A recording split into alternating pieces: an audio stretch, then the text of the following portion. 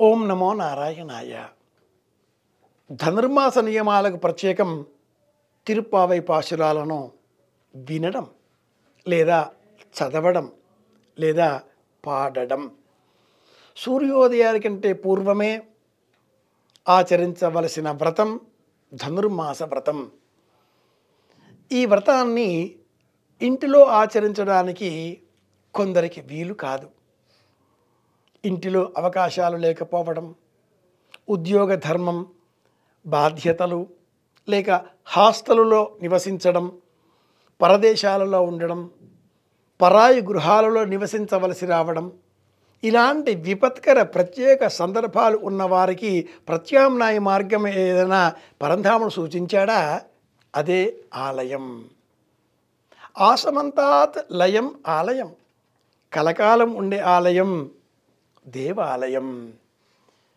తెలుగువారిలో ఒక సామెత ఉంది, ఇంటికన్నా గుడి పదిలం అనేది ఆ సామెత. ఇంటిలో అవకాశం లేనప్పుడు ఆలయానికి వెళ్ళి తప్పనిసరిగా హాయిగా ఆనందంగా ఆ ధనుర్మాస వ్రతాన్ని అనుసరించవచ్చు. నిజానికి ఇంట్లో ఉండి ఇలా తిరుప్పావై పాశురం చదువుకుందాం అన్నప్పుడు ఇంటిల్లిపాది సహకరించవలసి ఉంటుంది. ఇంట్లో పవిత్ర వాతావరణం ఏర్పాటు కావాలి. అందరూ స్నానాదికాదులు పూర్తి చేసుకుని ఇంటిని పరిశుభ్రంగా ఉంచడంలో తోడ్పాటును అందించాలి. ఇల్లంతా కూడా మంగళప్రదంగా ఉండే నిమిత్తమై అందరి సహకారము కావాలి.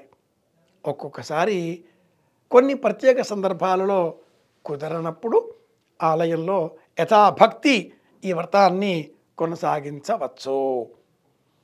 ఆలయంలో ఆలయ నిర్వాహకులతో ముందుగా సంప్రదింపులు చేసి ప్రత్యేకంగా గోదాదేవి చిత్రపటాన్ని ఆలయ అర్చకులకు అందించడం, ప్రతిరోజు ఆ ఆలయంలో స్వామి సేవకై వినియోగించే పుష్పమాలికలను సిద్ధం చేసి అందించడం, నివేదనలను అర్పించడం, ఆలయంలో భక్తిపూర్వకంగా పాశురాన్ని వినడం, స్మరించడం.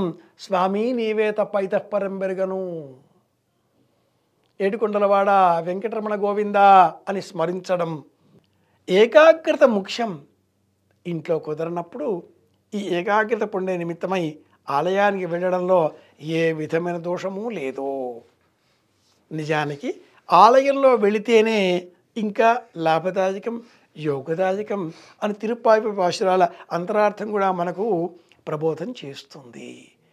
గోపిక మొదటి 5 పాశురములలో స్వామి ఉనికిని పక్షుల కిలకిలా రవములలో, గోమాత అంబారవములో, కదలికలలో, సూర్యోదయంలో, కాంతిపుంజములలో, పర్యావరణం అంతటా కూడా గుర్తించి మనస్సును అభిముఖ్యంగా మార్చుకొని పూలసజ్జ చేతబుచ్చుకొని ప్రయాణం ఆలయం కోసమే బయలుదేరి వెళుతూ 10 మందిని కలుపుకొని 16వ పాశురం నుంచి 24వ పాశురం వరకు స్వామిని మరింతగా వేడుకుంటూ స్వామి ఆలయానికి చేరే మార్గ మధ్యంలో ఆ స్వామి ఏ భవనంలో ఉన్నాడా ఆ భవనాన్ని, నీలాతుంగస్తనగిరితటే ఆ నీలాదేవిని, ఆలయానికి సంబంధించిన భావనలతో ఆ భవనానికి సంబంధించిన బయట ఉన్నటువంటి భటులను, కాపలా భటులు, బలరాముడు, అలాగే నందుడు, యశోదాదేవి